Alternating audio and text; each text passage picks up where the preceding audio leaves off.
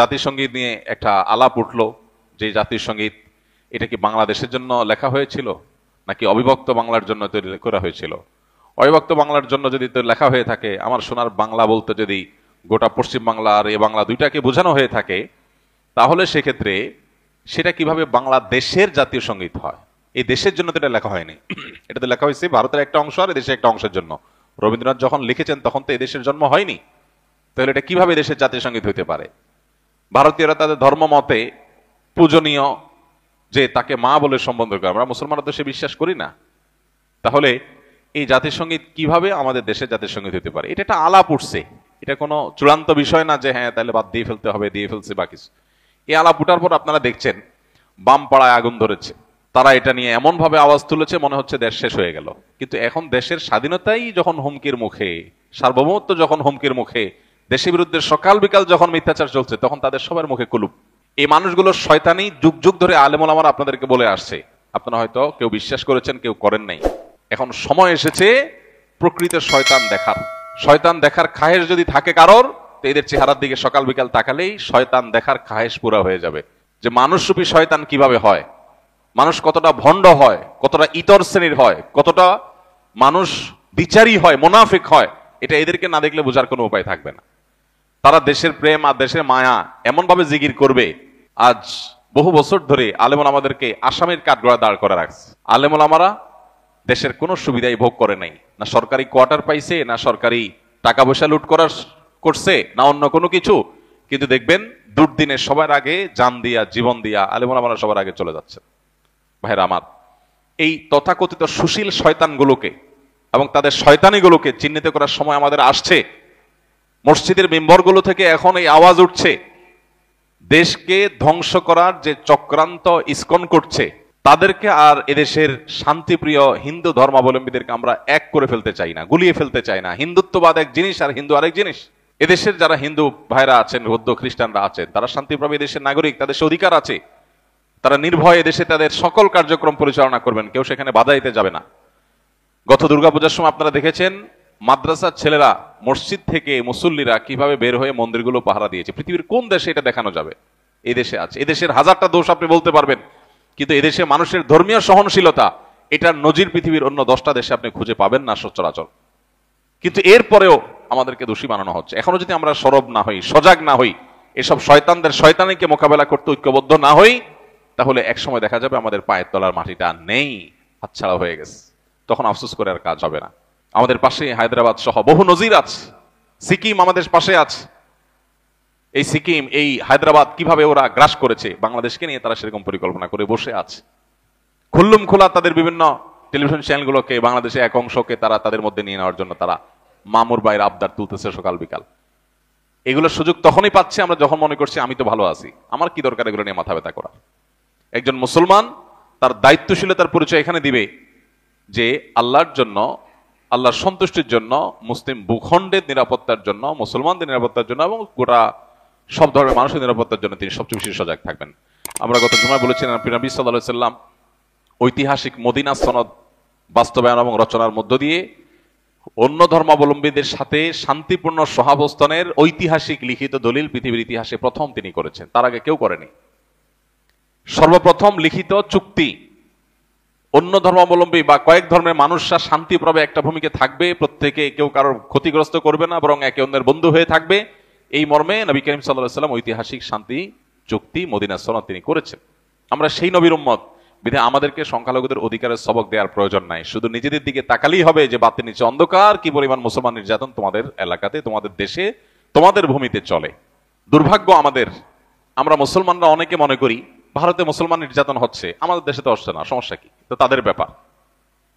ইরাকে মুসলমান নির্যাতন হচ্ছে, তাদের ব্যাপার। সিরিয়াতে হচ্ছে, তাদের ব্যাপার। ফিলিস্তিনে হচ্ছে, তাদের ব্যাপার। আমরা তো নিরাপদ আছি। এটা কোনো মুসলমানের চিন্তা না। গোটা পৃথিবীর যে কোনো প্রান্তে মুসলমান আক্রান্ত হলে গোটা বিশ্বের মানুষ সেটাকে ফিল করবে, অনুভব করবে, কথা বলবে। অতএব এই জায়গা থেকে আমাদের প্রত্যেকটা মানুষের এখন থেকে ভারতের প্রতিটা মুসলিম নির্যাতন, প্রতিটা সংখ্যালঘু নির্যাতনের পরে আমাদের সবার শতকণ্ঠে কথা বলতে হবে। শুধু মুসলমানরা দেশে হিন্দুদের কথা বলা উচিত। আমরা যখন ওদের চালনির ছিদ্রগুলা দেখাই দিতে পারবো, তখন তারা সুয়ের ছিদ্র খোঁজার সুযোগ আর পাবে না। আমরা চুপচাপ থাকার কারণে তারা আজকে আমাদের মাথার উপরে চড়াও হয়ে বসে আছে। তো এই সময়টাতে বিশেষ করে যারা বিভিন্ন সময় অন্ধত্বে ছিলাম, যারা অতি প্রেমে ডুবেছিলাম, যারা শত্রু আর বন্ধু চিনতে ভুল করেছিলাম, তাদের এখন চেনার সময় হয়েছে যে কিভাবে একটা রাষ্ট্র এইভাবে ন্যাক্কারজনকভাবে পার্শ্ববর্তী একটা রাষ্ট্রের প্রতি এইভাবে ঝাঁপিয়ে পড়তে পারে, এত নোংরা ভাবে, কোনো কারণ ছাড়া, বিনা উস্কানিতে এইভাবে তারা কিভাবে একটা দেশকে ক্ষতিগ্রস্ত করতে পারে, তার সবচেয়ে নোংরা নজির এখন স্থাপন হতে যাচ্ছে। আমি আবারও বলছি, যদি আমরা সতর্ক না হই তাহলে সেক্ষেত্রে এই দেশ আমাদের আর থাকবে না, এবং এদেশে আমরা যে বিগত কয়েক বছর ধরে আমরা দাসের মতো ছিলাম, সেটা যে আরো কতটা ভয়াবহ আকার ধারণ করতে পারে একমাত্র আল্লাহ তাআলা ভালো জানেন। বিধায় প্রত্যেকটা মানুষকে সজাগ হতে হবে, সতর্ক হতে হবে, এবং ধর্মীয় সম্প্রীতির ব্যাপারে আমরা প্রত্যেকটা মানুষ নিজে থেকে উদ্যোগ নিয়ে নিয়ে আমাদেরকে ধর্মীয় সম্প্রীতি রক্ষা করে তাদের মিথ্যা অভিযোগ, এটাকে মিথ্যা প্রমাণ করতে হবে। সেই অভিযোগকে মিথ্যা প্রমাণ করার জন্য আমাদেরকে ভূমিকা রাখতে হবে, এবং পাড়ায় পাড়ায়, মহল্লা মহল্লায় অন্য ধর্মাবলম্বী যে সমস্ত ভাই বোনরা আছে, সম্ভব হলে তাদের সাথে মিট করতে হবে, তাদেরকে নিয়ে একসাথে বসতে হবে যে ভাই আপনারা কোনো অসুবিধা অনুভব করছেন কিনা, কেউ আপনাদের কোনো অসুবিধা করছে কিনা, তাদেরকে আশ্বস্ত করতে হবে, এবং অহেতুক তাদের মনে যে ভয় সৃষ্টি করছে পার্শ্ববর্তী দেশ থেকে, সেগুলোর ব্যাপারে তাদেরকে অভয় দিতে হবে যে আমরা হিন্দু মুসলিম কাঁধে কাঁধ মিলিয়ে আমাদের প্রিয় মাতৃভূমিতে আছি এবং থাকবো ইনশাআল্লাহ। প্রিয় নবী সাল্লাল্লাহু আলাইহি ওয়াসাল্লাম বলেছেন, তিনি যখন তার মদিনা রাষ্ট্র কায়েম করেছেন তখন তার সে ঐতিহাসিক বক্তব্য ছিল যে আমার এখানে যে সবচাইতে দুর্বল সে হলো সবচেয়ে শক্তিশালী। ঐতিহাসিক উক্তি। নবী সাল্লাল্লাহু আলাইহি ওয়াসাল্লাম বলেছেন, আমার এই মদিনা রাষ্ট্রে যে সবচেয়ে বেশি দুর্বল সে হলো সবচেয়ে বেশি শক্তিশালী। কিভাবে?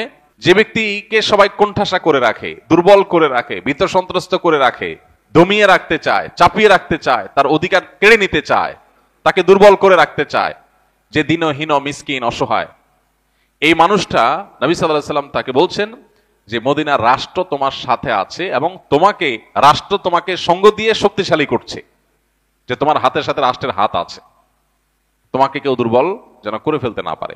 আর যে আমার কাছে শক্তিশালী, নবী সাল্লাল্লাহু আলাইহি ওয়াসাল্লাম বলেছেন, সে হলো এই সমাজে সবচেয়ে দুর্বল, অর্থাৎ তাকে দুর্বলের মতো ট্রিট করা হবে, তার শক্তির কারণে তাকে কোনো কম্প্রোমাইজ করা, সিম্প্যাথি দেখানো, কোনো ছাড় বা সুযোগ দেওয়া হবে না, সবচেয়ে দুর্বলের মতো আচরণ তার সাথে কথা হবে যে সবচেয়ে বেশি শক্তিশালী।